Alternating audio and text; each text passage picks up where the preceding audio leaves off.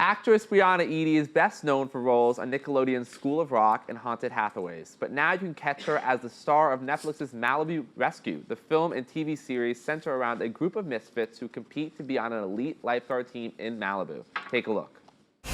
There's this big test. The Crucible! If we pass that, then we're actual junior rescue. We got this! Not everybody has what it takes. Everybody thinks we're a joke, but we're saved a guy today.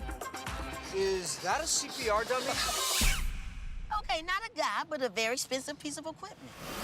We can win this. Work as a team. Hands in. 1, 2, 3. Go Wilders! She's fast, right?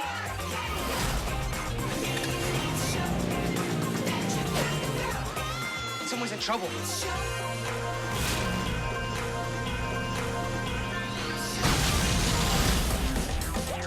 You think this is just some day at the beach? Isn't it? Everyone, please give a warm Bill Bunch welcome to Breanna Yde. Bree, thank you so much for being here. Oh, this film thank looks you. so much fun. I mean, clearly, lifeguards, things of Baywatch. Yeah. Americans, we love this. This is what we live for. Yeah. Can you tell us about the film? Yeah, so basically the film follows a group of kids from the Valley, obviously in Los Angeles, and they're signing up to be Malibu Junior Rescue, which, they're like junior lifeguards, Right. basically. And they are quite naive going into it because the program's pretty exclusive, so they're very into the Malibu kids, and the Malibu kids Right. don't really like the Valley kids, as you expect. Yeah. So it's basically about their journey going through the Crucible, which is basically how you become a lifeguard. And then we've got a show coming out that follows it June 3rd. Yeah. And that comes out afterwards. And then that's basically the whole experience after the Crucible. Right, so that's what's so interesting about this project, because it really hasn't been done before. There's a movie and there's a show right Yeah. afterwards. So is the show a continuation of this story? Yeah, so the show's a continuation of what happens in the movie, basically. That's so exciting. Fans can just literally keep on watching when Yeah. the movie Love doesn't that. end. It's so great. So were you a swimmer before the show? Or could you really? What's your favorite kind of stroke? Are you diving? Or? I swim. That's it. I mean, I grew up with 3 brothers, so Right. I'm very competitive, but I'm not, bro, I'm going Right. with the back butterfly, like what? Did you have to pick up any? Did you have to train at all for this? Unfortunately not. Yeah. I got hyped. I thought I was gonna train. Right. I was like, I'm gonna be the next Michael Phelps. Right. Let's go. You're gonna do an Ironman after this? I'm gonna just kill it. Yeah. No, between the movie, we had about 3 months between the movie and the show. And so I was like, I'm gonna swim it every day between it. I'm gonna go so hard. That lasted 2 weeks. Yeah. Yeah. And can you tell us more about your character, Gina? And Yeah. what drew you to her story arc? So I think Gina and I relate quite a bit in that we are very vehemently passionate in our goals and what we're trying to accomplish. So Gina is a hardcore athlete, and she's gonna do everything it takes to be the best that she can. But the thing with that is she turns away from her emotional side or vulnerable side, and she isn't really interested in kind of getting to know herself.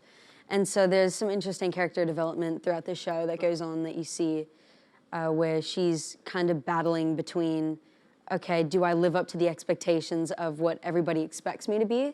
These expectations that I've set up for myself almost. And I think we can all kind of relate to that in some way. Yeah. And what was the audition process like? So it was a couple months after the Nickelodeon show School of Rock. We had just wrapped that. And I just got the audition. I saw that the line producer, executive producer, and director had worked with them before on Nickelodeon movies. So I got really excited because, getting to work with people you already know is great. It's super welcoming. So I auditioned for it, called back literally the next day. And it was hectic because I had just gone to Houston and then Minneapolis, came back, did the audition, did the callback.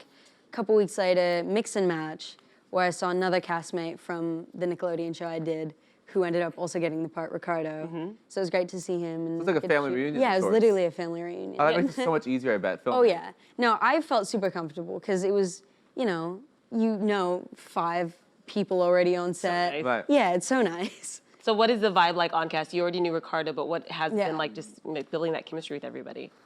I actually think knowing Ricardo helped a lot, just getting to know the rest of the cast, because it's like, okay, you've got this connection between this person. Now it's both of us welcoming everybody else in rather than each individual person trying to get to know each other. And we got really lucky with the cast because all of us get along so well, which is pretty rare. Yeah. But everybody's amazing and we're all really great friends. Are there any fun behind the scenes stories? I would imagine with all the action, there must be some bloopers. Yeah. I put you on the spot. Trying to think, yeah. The last time somebody asked me this, so Alcoye, second to the left, he had never swam in the ocean before the show. Oh. And he's from Florida, so I was like, what are you doing with your life? Oh, wow. Is he like Is he like center Florida, though? You don't know. We'll see. I have no clue where he lives, to be honest. I think or Orlando. I don't know. Right. Yeah, other Florida. Yeah. Other Florida. Yeah, so, you know, he flew out to LA, and so during the production meeting, they're like, is everybody cool with swimming in the ocean? Everybody's like, yeah, we're fine, love the ocean, great place. Then we're out on this tiny dinghy, and we're sitting there like bouncing around in this dinghy, and then they're like, we've got 10 minutes to shoot this shot before we pumpkin, because 3 of us were under 16 at the time. Oh, gotcha. And so we had 10 minutes to shoot the shot. And they're like, okay, Al, that's his nickname. Al, you have to dive into the water. You just like dive in head first. You have to save this guy, high energy, all this stuff. And he goes to dive in and he like swings his feet over the dinghy and he just kind of like drops in. And everybody was just like, what? Yeah. Like, do we need to save you? Yeah. So that was probably my favorite moment. That's unbelievable. Yeah. And leading up to that, he was like, do you think there's sharks out here? And everybody's like, no, there's no sharks out here. I'm like, dude, it's the ocean. Of course there's Definitely sharks sharks. out here. Yeah. There's So he was many also sharks. freaked out about that. But I would yeah. be freaked out about that too. The ocean is too deep, guys. So his emotional depth in this film is quite real. Yeah, no, he was terrified. Yeah. He was purely terrified. And you are also a songwriter. Yeah. So yeah. what sparked your passion for songwriting? Honestly, I couldn't tell you. It's interesting. The first song I ever wrote, I was 12. I was sitting in my room. Ed Sheeran at the time was probably my biggest inspiration at that moment. So I was like, I'm gonna write this love song about like somebody cheating on me. I didn't know what that felt like. But yeah, so I've been writing for like 3.5 years now. Yeah. And recently I've been working on going into sessions, which has been interesting for me because you write so long by yourself. That period, you become comfortable with yourself and you kind of shut away other people.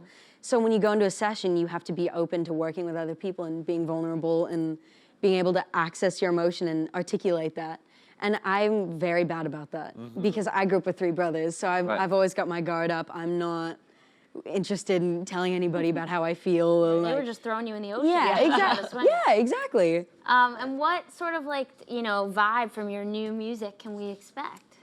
Every vibe. Every Cool. vibe. Yeah. Good answer. Yeah, I mean, I don't like to categorize things. So I listen to a myriad of genres and songs. I got really lucky because the family I grew up with 3 brothers who one of them loved like 5 Finger Death Punch and like rock, which was like, okay. Another one loved EDM, other one loved hip hop. Dad loved, rock and roll, 60s, 70s, 80s. Mom always listened to the radio. So I got a whole variety of music.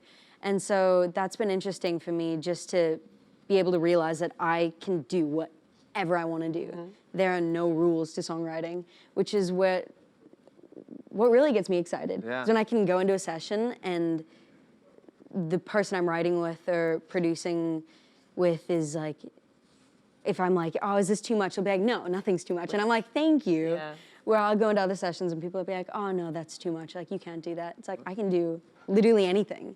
And I think that's where the aspect of songwriting that people can get lost in is that they think there are rules that you have to write about. It has to be a love song or that it has to be a 1-4-6-3 progression or whatever, I don't know theory, but that it has to be a certain way. It doesn't at all.